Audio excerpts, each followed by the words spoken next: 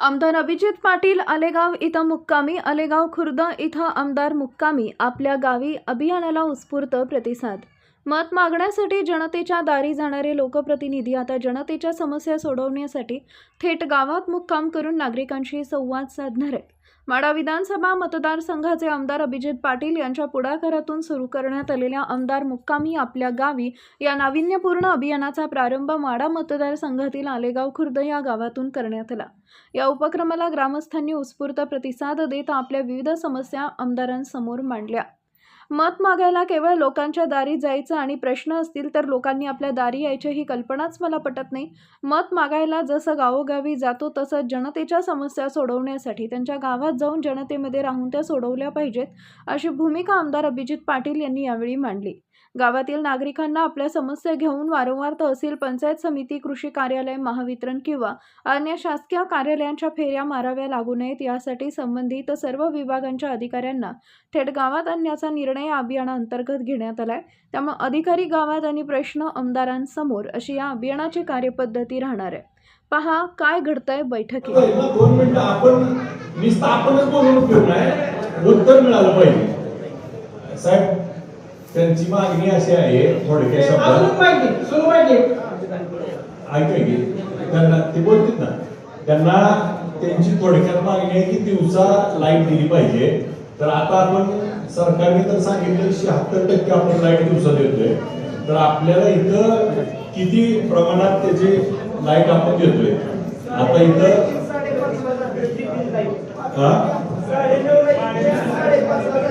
सकाळी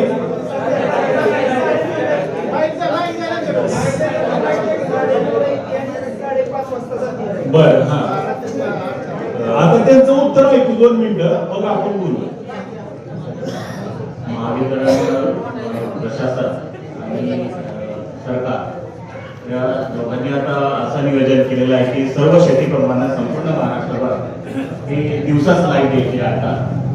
परंतु दिवसा लाईट देण्यासाठी काही बॉटल नेक्स्ट आहे अंदाज की 33 kV लाईन असेल, ट्रान्सफॉर्मर अपग्रेड करायचं असेल किंवा EHV सबस्टेशन अपग्रेड करायचे असेल, तर ही सर्व काही आमच्याकडनं त्यांनी मागत घेतलेली आहे.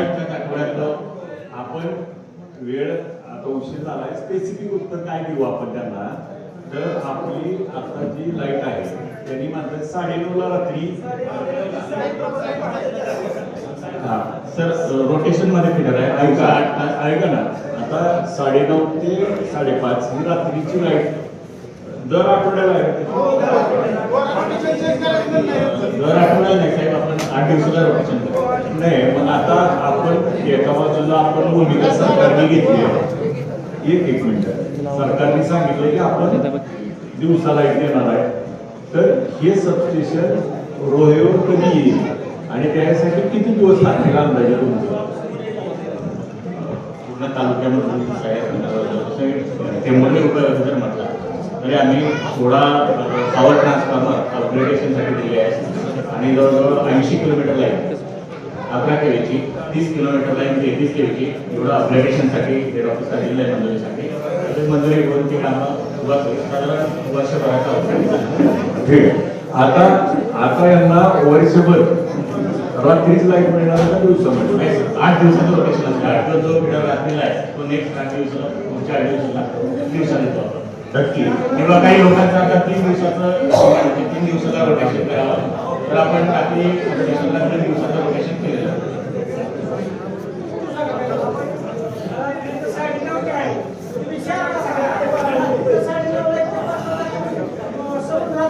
ऐकून घे मामा, त्यांचं काय आहे, आता या सबस्टेशनवर 24 तास लाईट आहे. उदाहरणार्थ धरून झाला तर 24 तासात फिडर किती आहे तिथं? 7 फिडर आहे ते. 24 तास लाईट आहे, तर प्रत्येक 7 फिडरला एकदा रात्री येणार ना, 3 दिवसाला तरी ती येणार. कारण तुम्हाला जर पूर्ण दिली दिवसा तर तिकडच्या दुसऱ्या कुठल्या तर गावाला रात्रीच द्यावं लागणार. त्यामुळं आपल्याला थोडी अशी ती रोटेशन मध्ये आहे. 1 वर्ष लागेल त्यांना, तीच विचारलं आपण. आता नवीन फिडर जे 80 किलोमीटर आपल्याला टेंबुर्णीतनं लाईन आणावं लागती दुसरी, तर त्याचा आता प्रस्ताव आहे त्या झाला की आपल्याला दिवसा लाईट राहील. पण माझी आपल्याला सगळ्याला विनंती आहे की आपल्या सगळ्याला या निमित्ताने एक विषय म्हणून सगळ्याला सांगतो की आपण सगळे उपस्थितांनी जर सोलार साठी अर्ज केला. आता काय झाले, सोलार बद्दल बरेच जणांचे गैरसमज आहे की पाणी निघत नाही. आता आपले शेजारी असलेलं बेंबळ गाव आहे. बेंबळे गावात आपल्या सगळ्या सारख्यांनी पुढाकार घेतला आणि बेंबळ्यामध्ये सोलारचे अर्ज केले. सोलारचे 1300 पंप एका बेंबळे गावात बसले आणि 30,000 रुपये 32,000 40,000 रुपये येतोय खर्च. आणि त्याचं पूर्णपणे 25 वर्ष मागे बघायची गरज नाही. दिवसा लाईट येते आणि आता लाईटचं कनेक्शन आहेच आपल्याकडे. सोलारला एक घेऊन ठेवलं तर आपलं बी काम भागल. आज नुसत्या लाईटवर आपलं होणार नाही का, तर सिंगल फेज आता लाईट देणार नाही की सरकार, 2 फेज लाईट देणार नाही सरकारनं आता निर्णय घेतलाय. त्याच्यामुळे आपण आपल्याला सोलारवर काही जणांनी अर्ज केला. सोलारची जेवढे अर्ज करतात त्याला आपण सोलार 15 ते 3 आठवड्यात बसवायची सोय करू, जेणेकरून सोलार झाला तर लाईटवरचा आपला जे आता अवलंबून आहे 100% की आपल्याला सोलारवर काही 60-50-40% भिजल आणि आपलं लाईटवर काही, त्यामुळे आपली लाईटवरची डिपेन्सी कमी होईल. त्यामुळे माझी सगळ्याला विनंती आहे की सोलारला अर्ज करावा. सोलार अर्ज मिळाला तर त्या ठिकाणी आपला सोलार आला तर लाईटवरची बऱ्याच प्रमाणात अडचण कमी होते. पूर्वी काय झालं, 500 फुटावरचे पाणी निघत नाही म्हणून काही लोकांनी सांगितलं. आता 550-6 फुटावर 6 फुटावरचं पाणी निघतंय. नदीकाठला सोलार बसत नाही, बेंबळे नदीकाठचा आहे. आपल्याला जिथं नदीकाठ सोडून जिथं आहे तिथं टाकू शकतो. वरच्या जिथं आहे 500-750 मोटरला पण सोलार बसवला तर आपल्या लाईटवरचा बऱ्याच परिणाम कमी होतोय. आणि आपण तर लाईट आता त्यांच्याकडनं नवीन काम करून घेतोय, परंतु सोलारचे पण कनेक्शन आपण जास्तीत जास्त भरावे अशी या निमित्ताने विनंती करतो.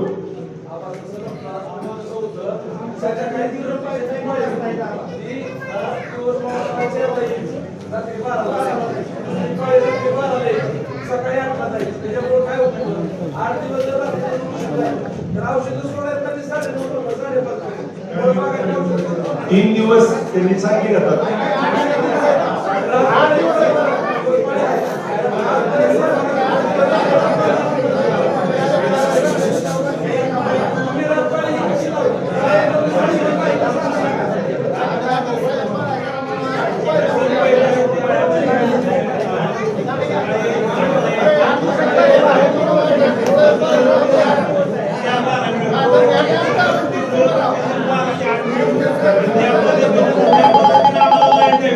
दोन मिनिटं साहेब, अशी द्यायला काय अडचण?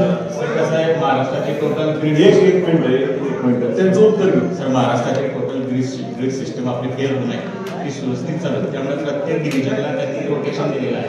नाही, रोटेशन चेंज टायमिंग मध्ये फक्त बदल करायचा आहे. त्यांनी जे सुचवत आहे पूर्वी होतं तसंच टायमिंग ठेवायला अडचण काय? ते कुठेतरी दुसरीकडे चेंज करायला लागेल असं आहे.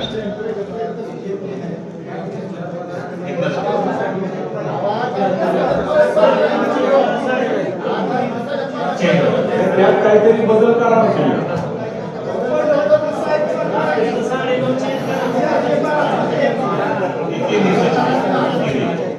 मग यांना आता मार्ग काय तर काढावं लागेल. 8 दिवसांनी 3 दिवसाचं जर प्रोडक्शन केलं तर दिवसाभराला शेतीला मटेरियल वगैरे सोडायला ते जुनं पण तुमच्या सबस्टेशनला कुठं नाही. मग आता आपल्याला काय, मी तुम्हाला सांगतोय की हे टंचाईग्रस्त सबस्टेशन आमचं त्यांचं उत्तर आपण ते काय म्हणताय लक्षात घ्या. त्यांना वरून लाईटचं शेड्यूल आहे ते दाखवतो. 2 मिनिटं. हॅलो, बघा साहेब, 1 मिनिट बोलूया. शेतकऱ्याचं काय म्हणणं आहे की टायमिंग मध्ये बदल करा आणि 3 महत्वाचा विषय सगळ्यात. तुम्ही 9:30 ला इथून 5 ला जात असे शेतकऱ्याला औषध सोडायला येत नाही. तुमचं जे अपडेट नाही लक्षात घ्या. या टायमिंग मध्ये 4, 12, 12, 8 आणि 8, 4 या टायमिंगची मागणी शेतकऱ्याची आहे. बरोबर आहे ना? आणि अशी तुम्ही दुरुस्त केली पाहिजे.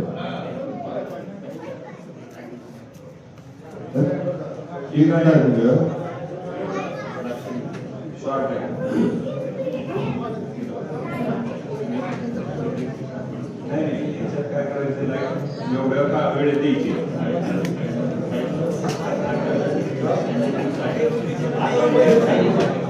बरं का आमदार साहेब बरं का हे जे तुमचं MSCBचं जे टायमिंग घेतलं नाही का 9:30 ते 5 पूर्वी ज्याप्रमाणे सकाळी 8ला यायची 4ला जायची 4ला यायला 12ला जाणार रात्री 12ला यायला सकाळी 8ला जायची ही टायमिंग तुम्ही ठेवा शेतकऱ्याची मागणी आणि त्याच्यावर तुम्ही काय निर्णय घेता बघा. आजच्या मिटिंगचा प्रश्न करून तुम्ही हेड ऑफिसला पत्र पाठवतो काय हेड ऑफिसला ह्या अशी शेतकऱ्याची मागणी आहे तुम्ही कळवून टाका. आपण काय करू ह्याच्यात जे दुसरीकडचं कुठलं तर टायमिंग चेंज करायला लावून जिल्ह्यात एवढं टायमिंग ऍडजस्ट करा म्हणजे या भागाचा विषय बार्शी डिव्हिजनचा आपण कमी करू. बाकीच्या डिव्हिजन मध्ये ओव्हरलॅपिंग करता येते का ह्याच्यात काहीतरी मार्ग काढून जे जुनं होतं त्याप्रमाणे तसा प्रस्ताव पाठवा एसी ना आपण बोलू. साहेब एक ही जी टायमिंग येते ही शासनाकडून येते बरोबर आहे का ही तुम्ही सांगा ना आमदारांना ही टायमिंग जी आहे ही टायमिंग बदलल्याशिवाय आपण बारामतीला सीई साहेबाला बोलू. जाते आपण जाऊ ना एमडीकडे जाऊ.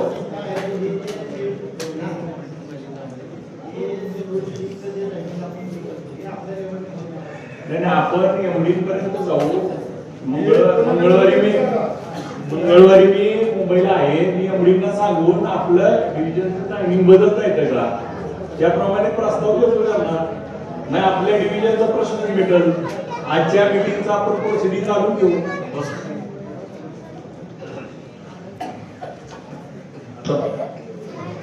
आम्हाला असं वाटतंय आधी यांच्या संदर्भात महिलांच्या संदर्भातले 5 मिनिटांनी काही विषय असतील तर त्यांना जायला मोकळं करून मग आपण बोलू.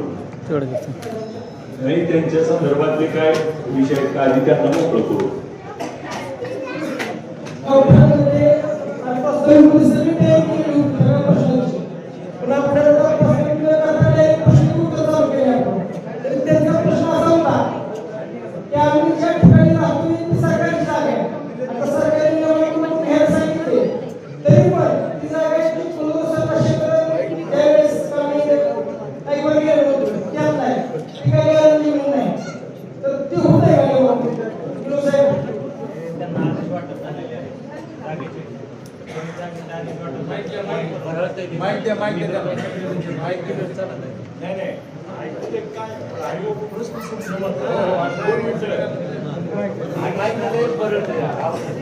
आवाज येत नाही क्लिअर.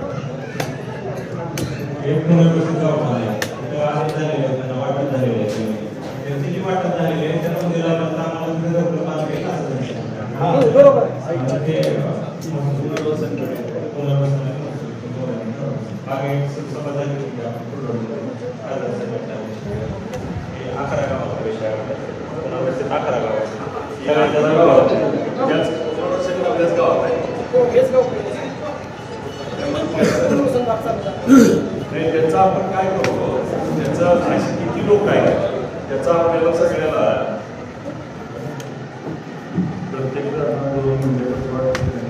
त्यातल्या बऱ्याच आपण आता अंतिम टप्प्यात आणल्या तर याच्यात आपण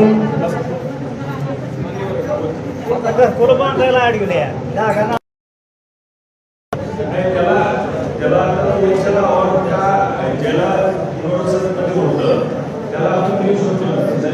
जागा निश्चित नाही आपण देतो आमचा काहीच विषय नाही. आम्ही गेलं तर चालेल का? आमचा काही विषय नाही कुठला. महिला बाल कल्याणचा आमचा विभाग आहे. आमचा काहीच विषय नाही. अडचणीचं काही नाही आता सध्याला. आम्ही गेलं तर चालेल का मग महिलांनी?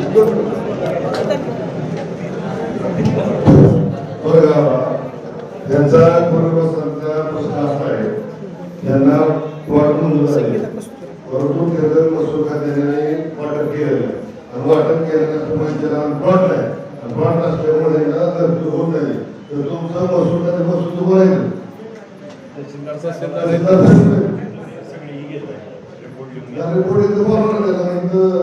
तुमच्या तहसीलदारांना तुम्ही आदेश द्या की ह्या लोकांची जी जागा आहे ती जेवढी पुनर्वसन लोकांनी त्यांच्या नावात करून दिली पाहिजे आणि दिल्याशिवाय नाही हा खरा मुद्दा आहे त्याचा बरोबर आहे का? ते घ्यायला तहसीलदारांना बोलवून घ्या, त्याच्यावर निर्णय लावून टाका. माझा एक प्रश्न आहे बरं का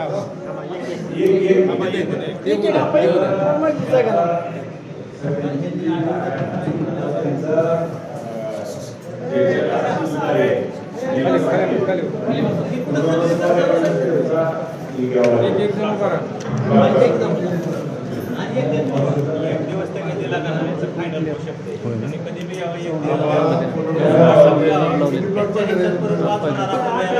माझी ही जागा ही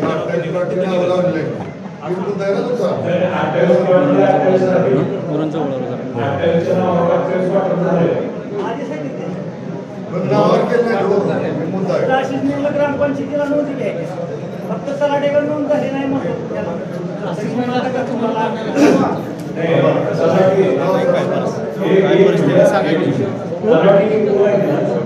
परिस्थिती काय आहे ते सांगा ना.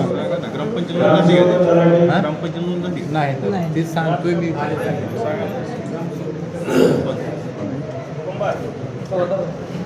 माईक आहे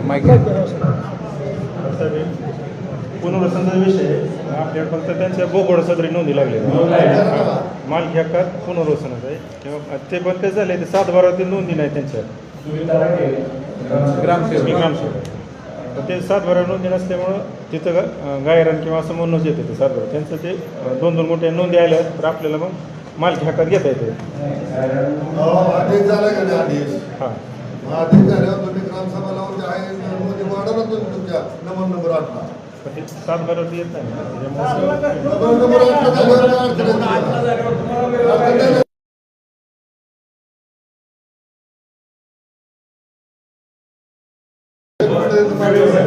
तुम्हाला वाटप आदेश असेल तर त्याच्या आधारे तुम्ही नोंद लावू शकता. फक्त आक्षेपाला ठेवा 1 महिना काय आक्षेप नाही आला तर नोंद लावा.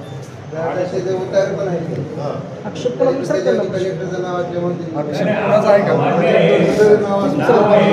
ना. काय नंबर 8 नाही काय अडचण नाही त्यांनी ग्रामसभेला मासिक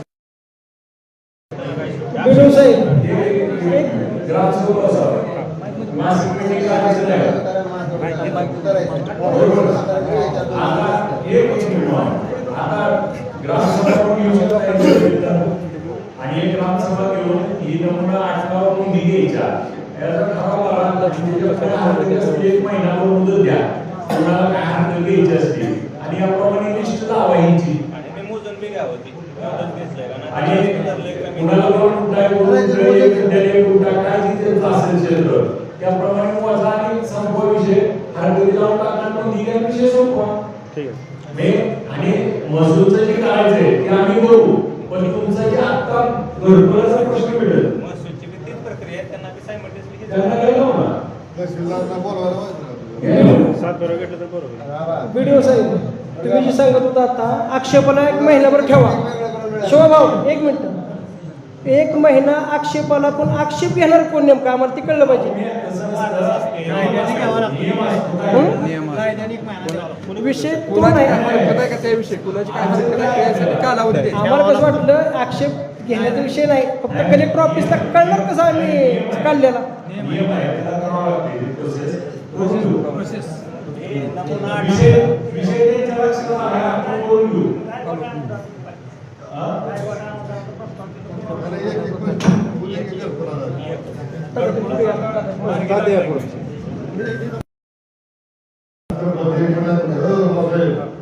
तुम्हाला आजच्या मीटिंगच्या तुम्ही नोट करून जेवढं पाण्याचं त्या पोटला नोंदी घ्या आणि यांना घरकुलाला परवानगी द्या. संपला विषय. त्याला मला एक सांगा या वेगवेगळं आहे काय उत्तर आहे का? ही वेळ द्या.